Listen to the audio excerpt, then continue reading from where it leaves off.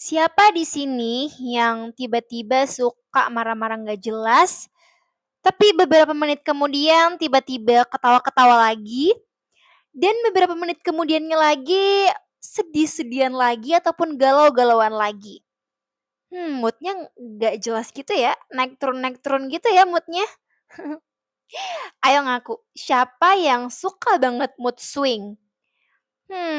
Hari ini kita bakal bahas terkait dengan alasan kenapa sih kita tuh sering banget ngerasain mood yang gak karu-karuan, yang suka naik turun gak jelas, dan kenapa ya hal itu bisa terjadi? Kita bakal bahas dan dikaitkan juga sedikit dengan perspektif bimbingan dan konseling. Hai guys, it's me Nur and welcome back to my YouTube channel. Ngomongin soal mood swing, aku rasa semua orang kayaknya pernah ngerasain ini deh. Apalagi cewek-cewek. Iya kan? Jujur aja ya guys, aku tuh dulu bahkan kayaknya ya sekarang juga masih sering sih ngerasain kenapa aku tuh merasa mood aku tuh tiba-tiba berubah gitu. Aku tuh juga kadang bingung dan bertanya-tanya gitu kayak, "Aku nih kenapa sih? Kok perasaanku tuh berubah-berubah terus?" gitu. Kayak aku tuh dikit-dikit mau marah, tapi tiba-tiba juga pengen nangis dan tiba-tiba pengen ketawa lagi. Padahal sebenarnya di hari itu nggak ada hal besar yang terjadi. Kayak semuanya oke-oke aja gitu, kayak baik-baik aja. Tapi rasanya kayak nggak enak aja gitu guys, bingung juga.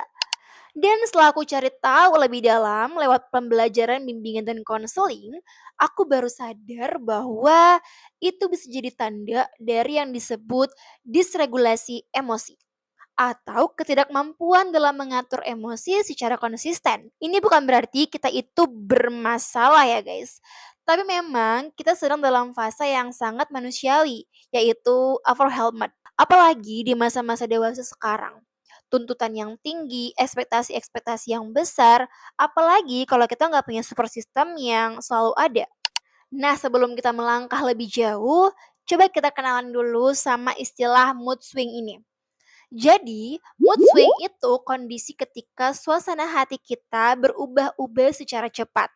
Bisa jadi dalam 1 jam kita ngerasa seneng banget, tapi 1 jam kemudian kita udah overthinking lagi, udah pengen nangis lagi atau galau lagi. Dan sebenarnya guys, ini adalah hal yang wajar. Apalagi kalau kita ngalamin tekanan dari berbagai aspek.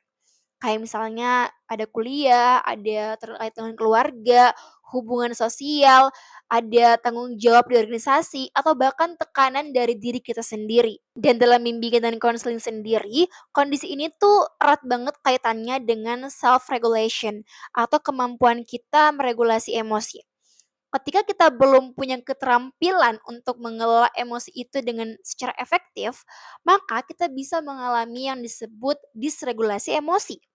Contohnya, tiba-tiba kita ngerasa marah banget tapi kita nggak tahu kenapa, atau kita sedih banget tapi kita nggak bisa cerita ke siapapun. Dulu aku mikir, kalau misalnya aku ngerasain emosi-emosi itu, berarti ada yang salah dengan diriku. Tapi sekarang aku belajar untuk nggak langsung ngejudge perasaanku sendiri. Karena setiap emosi itu valid guys. Semua emosi itu memiliki peran-perannya masing-masing. Dan emosi itu juga bagian dari sistem alarm tubuh kita. Yang ketika kita lagi sedih, marah, takut, ataupun cemas, itu semua adalah bentuk dari pesan. Dan ketika kita coba memendam ataupun mengabaikannya, justru dia akan semakin bergejolak, dia akan semakin kuat. Jadi, hal pertama yang aku pelajari adalah aku berhenti untuk menyalahkan diriku karena aku merasakan emosi-emosi itu. Karena emosi juga bukan kelemahan, guys. Emosi itu sinyal. Dan tugas kita adalah belajar mendengar dan memahami sinyal tubuh kita.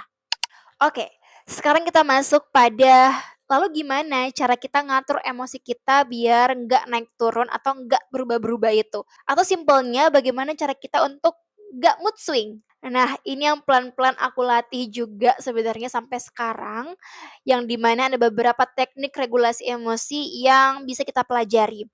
Salah satunya adalah emotional awareness, yang dimana ini adalah bentuk menyadari dan memberikan nama pada apa yang sedang kita rasakan. Misalnya, daripada kita bilang, aku capek, cobalah lebih spesifik.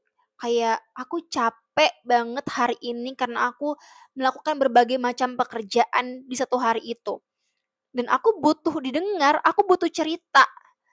Atau misalnya, aku kesal karena ekspektasiku nggak terpenuhi. Jadi lebih spesifik gitu. Setelah itu, ada juga teknik yang disebut dengan deep breathing atau pernapasan dalam-dalam yang sangat membantu banget ketika kita merasa mood kita lagi nggak membaik. Jadi contoh tadi, kita dalam kondisi yang kesal ataupun marah. Jadi daripada kita itu bisa melampiaskannya ke orang-orang sekitar atau ke hal-hal yang nantinya bisa merugikan, kita bisa coba teknik deep breathing ini.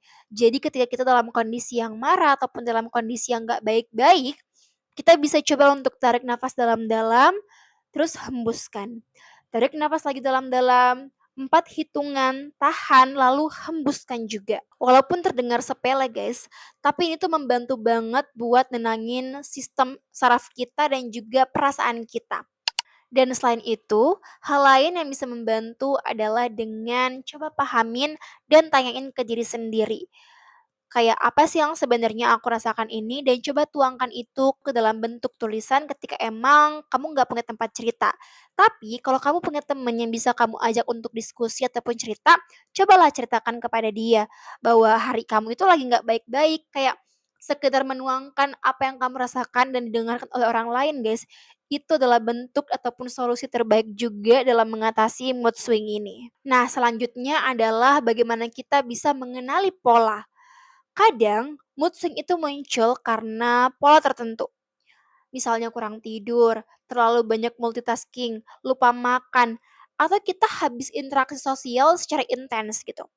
Dan seringkali kita nggak sadar bahwa penyebab emosi kita ini yang naik turun ini itu bukan karena hal yang besar tapi akumulasi dari hal-hal kecil yang nggak kita sadari. Jadi caranya adalah kita bisa catat perasaan-perasaan yang kita rasakan, entah itu karena kita sedih ataupun kita lagi marah, dan kita tuliskan juga alasan-alasan di baliknya yang sekiranya gitu. Jadi misalnya, aku ngerasa sedih karena aku ngelihat pencapaian orang lain di media sosial. Nah, ketika kita tahu nih perasaan kita sedih, terus alasannya adalah karena melihat postingan di media sosial. Nah, kita akan lebih mudah untuk mengidentifikasi dan juga akan lebih mudah untuk mencari solusi. Hal-hal kayak gini guys, yang kelihatannya emang sepele, tapi penting banget buat jadi acuan untuk menjaga kesehatan mental kita. Dan kalau kamu merasa mood swingmu ini terus berkelanjutan dan tidak ada titik terangnya setelah kamu melakukan segala macam yang aku udah sebutkan sebelumnya, yang terakhir adalah bagaimana kamu minta bantuan. Mintalah pertolongan. Mungkin aja ini bukan hanya sekedar mood swing biasa, tapi ada hal-hal lain yang mengganjal dalam dirimu yang perlu segera ditangani. Tentu aja dengan seorang ahli.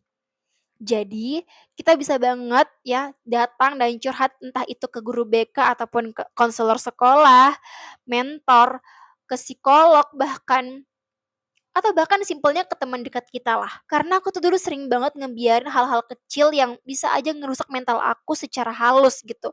Aku sering banget ketika aku sebenarnya butuh cerita, tapi aku mendem dan aku bilang kayak, "Ya udahlah aku bisa sendiri kok. Aku bisa kok untuk mendem dan nanti juga bakalan hilang dengan sendirinya perasaan-perasaan kayak gini." Tapi ternyata ada momen di mana aku butuh orang lain yang bisa ngebuka perspektifku juga.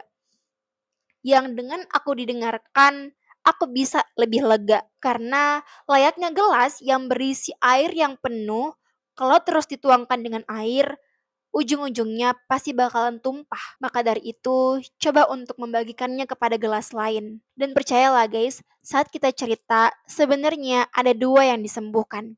Si pencerita dan juga orang yang mendengarkan cerita kita.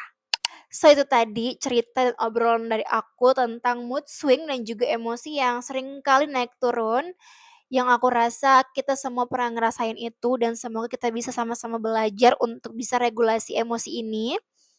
Dan semoga dari penjelasanku tadi kamu bisa ngerasa lebih dipahami dan bisa bantu kamu pelan-pelan kenali apa yang kamu rasain.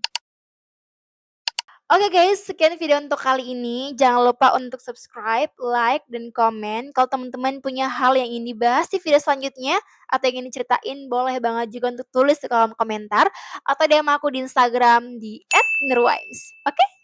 Sampai jumpa di video selanjutnya.